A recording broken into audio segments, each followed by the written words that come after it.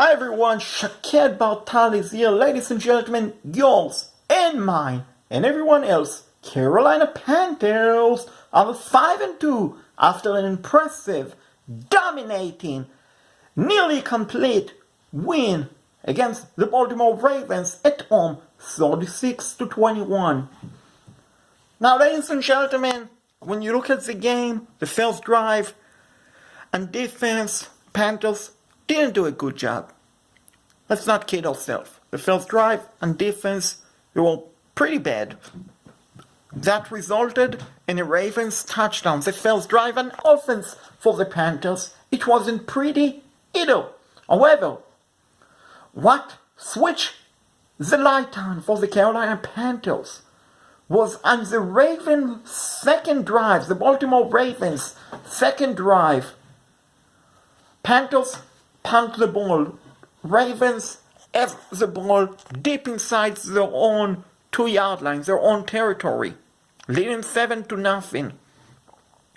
On 4th and 1, from the Ravens' 11-yard line, for unknown reason to anyone, the Baltimore Ravens decided to fake it and go for it. They convert, and they got lucky, but not so fast, because the referee called for illegal procedure against the Ravens. They had to punt the ball.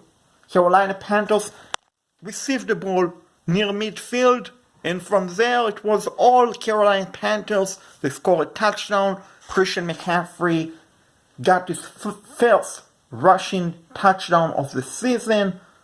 Then Carolina Panthers forced a Baltimore Ravens turnover, which they had the ball at great field position inside the 40-yard line to start the drive.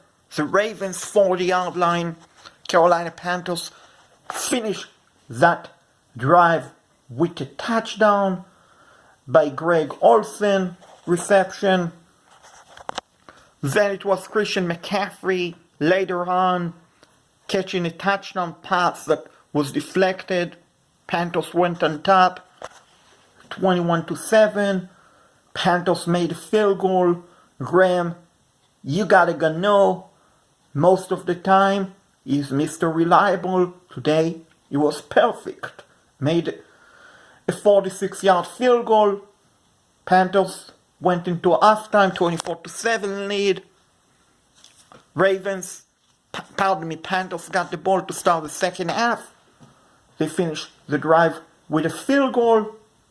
Baltimore responded with their touchdown. Then Panthers said, "This will not be a Baltimore night, and the Cardiac Cats, we are sorry, will not be back today." Carolina responded. Touchdown, Cam Newton, rushing touchdown. Extra point was good, 34-14. Panthers, 31-14 Panthers. And then later on, Panthers got another touchdown, got another field goal. They won 36-21. 36-21 was the final score. Defense. Let's start with the defense. They came up with 3 turnovers, which is great. They came away also with a couple of sacks on Joe Flacco, which was also great. They made Joe Flacco day overall miserable and a disaster for the Baltimore Ravens outside of the first drive. The offense was great. The play calling was outstanding. Sure, at times you can say that toward the end of the game, the Panthers' offensive play calling was a bit too conservative. But you know what? At that time, Carolina Panthers had too many points that it wouldn't have mattered. Could they score 40 plus, maybe 50 points today? Yeah, absolutely, they could have. And they need to today? No. And ladies and gentlemen, I've been harsh on defensive coordinator Eric Washington in the past. But after today's game, seeing how great the defense played aggressive, played outstanding, 3 turnovers, couple of sacks, I have to take my hat off to Eric Washington. Unfortunately, as you can see, I don't have a hat on, so I cannot take it off. But just to make it fair for Eric Washington, here, let's pretend this is my hat, and I just took it off for Eric Washington because he did an outstanding, and I mean an outstanding job today, coaching the defense, playing aggressive football. This is how this defense should play for the remaining of the season and the playoffs. Yes, I said playoff, ladies and gentlemen. We are going to the playoffs. Can save that. If I'm wrong, I'm wrong. I'm not going to be wrong. Carolina Panthers are going to the playoffs. 5-2. I see no way that they are not going to the playoffs. Again, if I'm wrong, you can let me know. You know where to find me on Twitter. Sports Guy Show. So, Panthers defense played great. Offense outstanding, except for the conservative play calling towards the end of the game. But again, I mentioned you don't need so many points. You don't need 50 points today. 36 points is enough. Cam Newton was outstanding. 0 interception today, which is great. 2 touchdown throws, which was great. He did an outstanding job of distributing the ball to everyone. Even Ian Thomas got a catch today. Running game was great. Offensive line for Carolina Panthers was outstanding, ladies and gentlemen. They were great. 2 weeks ago, the Baltimore Ravens played against the Tennessee Titans. I'm sure everyone likes to know how many sacks the Baltimore Ravens defense came up with. And I'm sure everyone will say, Shaked, oh, they got probably 3, they got 4, they got 5 sacks. It's the most. That is all. No, the Baltimore Ravens came up with 11 sacks against the Tennessee Titans. Today, you want to know how many sacks did the Baltimore Ravens came up against the Carolina Panthers? Your answer is 0. 0 sacks. That is what the Baltimore Ravens got today. And all the credit in the world has to go to the Carolina Panthers offensive line. Outside of Carolina, they are unknown. No one knows about them. And you know what? For offensive line, you'd rather not know their names. But I will tell you their names right now because they deserve a lot and a lot of credit. Trey Turner, Ryan Khalil, Tyler Larsen, Chris Clark. These guys were outstanding. They were absolutely outstanding. Greg Van Alten, again an outstanding player. They're underrated. No one knows about them outside of Carolina, but they are great. They are very good. I cannot imagine and think for a second where the Carolina Panthers would be today without these guys on offensive line. An offensive line coach, John Malesko, is one of the best offensive line coach in the NFL. If you can take an unknowns guys such as Chris Clark, Greg Van Alten, Tyler Larsen, whose natural position is backup center, you move him to guard, and they give up 0 sacks against a team that 2 weeks ago had 11 sacks. Then, ladies and gentlemen, I have no other word than to say dominating. That was a dominating performance by the Carolina Panthers offensive line. They did a great job of creating running room for Christian McCaffrey, for CJ Anderson, and for Cam Newton. They did a great job of protecting Cam Newton. The only time that Cam Newton was really under duress was one time on the first drive when he had to avoid a sack and throws the ball out of bounds. Outside of that, these guys were outstanding. The defense, as I mentioned, did a great job getting to Joe Flacco's face. The special team was great. Once again, sure, Carolina Panthers had some penalties which are correctable.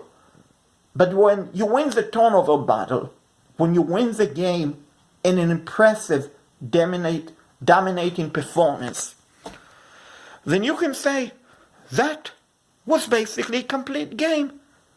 Sure, they gave up a touchdown. They gave up another touchdown. They gave up 21 points. One of them came up against the backup. The resolve for the Carolina Panthers. I'm not upset about it. I'm not mad about it. I'm extremely happy about how the Carolina Panthers played today. Ladies and gentlemen, the national media say the Carolina Panthers are a fluke. They're not good. They're not going to the playoff. They want us to believe that we won't finish above 500. Some expert, I won't name them, preseason predicted Carolina Panthers will finish 7-9. Some have said 8-8. Some have said 9-7. Basically, 99% of them didn't pick Carolina Panthers to make the playoff. Everyone said, we are a fluke, we are bad, we are not good. I got one word for you. I respect you. And I have a lot of respect for you. National media, I really do. But you have to look at the mirror and ask yourself, where were we wrong? How could we predict that Carolina Panthers will finish 7-9? How could we predict that the Carolina Panthers will finish third place in the NFC South? How could we predict Carolina Panthers will finish fourth place in the NFC South? How can we predict that the Carolina Panthers will not make the playoff? That at best they will be 9-7. Because, ladies and gentlemen, this Carolina Panthers team, they're not going to be 9-7. You can throw that to the garbage, to your trash can. 9-7? No. 11-5 and above that? Absolutely yes. I mean, I look at the remaining schedule. Carolina Panthers next week at home against the Tampa Bay Buccaneers. On paper, they should win it. You don't play it on paper, but I'm just stating, following that on the road against Pittsburgh Steelers, it could go either way. Following that, later on, against Detroit Lions, let's just say, hypothetical, Carolina Panthers will go 2-1. 2-1 in these 3 games. You know what the record will be? 7-3. Then after that, you have the Cleveland Browns, which the Browns are much better than last year and the year before that. And it won't be an easy game for Carolina. Make no mistake about it. But let's just say Carolina wins the game. You have a record of 8-3. 8-3, just like that. Oh, and then, after that, you go on the road. You have Tampa Bay. You still have to, you play the Buccaneers twice. Let's say you don't win the game. Let's give you 8-4. 8-4. Then, you still have Atlanta to play at home. You get your revenge game. Carolina tend to play Atlanta better at home. You get 9-4. You play the Saints twice. Let's say you split. Let's say you split. So you get the deal, ladies and gentlemen. It was 11-5. 11-5 at worst. And above that, Carolina Panthers are going to the playoff. Carolina Panthers are a Super Bowl contender. I don't need to tell you that. You know that by now, ladies and gentlemen. This team is dangerous, extremely dangerous. Everyone talking about the LA Rams who are undefeated at the moment. Everyone talking about the New Orleans Saints who are 5-1 at the moment.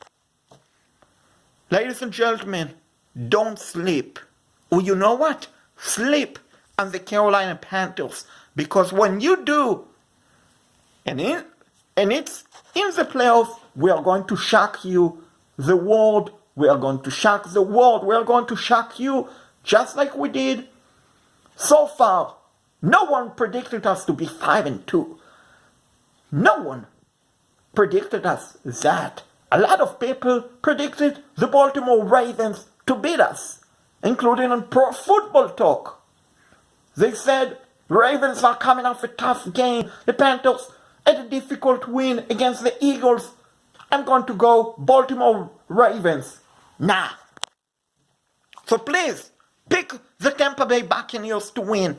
Please, pick us to lose all of our remaining game. Because we are going to prove you wrong again and again. We are going to the playoff. And we could very well go to the Super Bowl and win the Super Bowl. It's doable. It's possible. And it's very reasonable for the Carolina Panthers to do that. Now, ladies and gentlemen, typically, after the Carolina Panthers win, I think Sweet Caroline celebrating the Panthers win. But, ladies and gentlemen, yesterday we had a tragedy. A massacre took place at Pittsburgh, Pennsylvania, in a synagogue. 11 Jewish people were cold blood murder by a monster, by evil person. I'm not going to mention his name to give him any sort of publicity because I'm sure he's looking for that. I won't mention his name.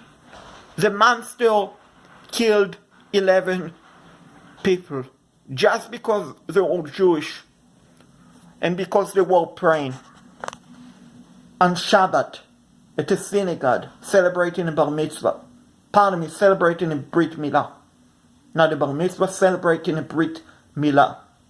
Which in Jewish tradition, after 8 days, you name the boy, you have a circumstance, and you give him a name. That is in Jewish tradition.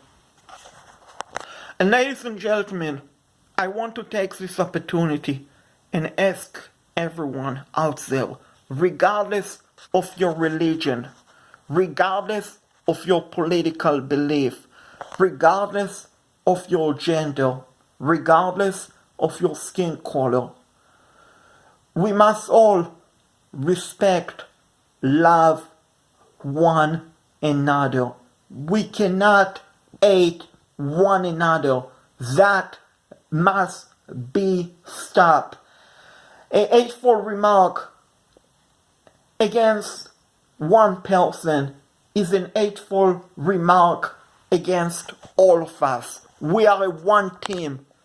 We are human. We are better than this.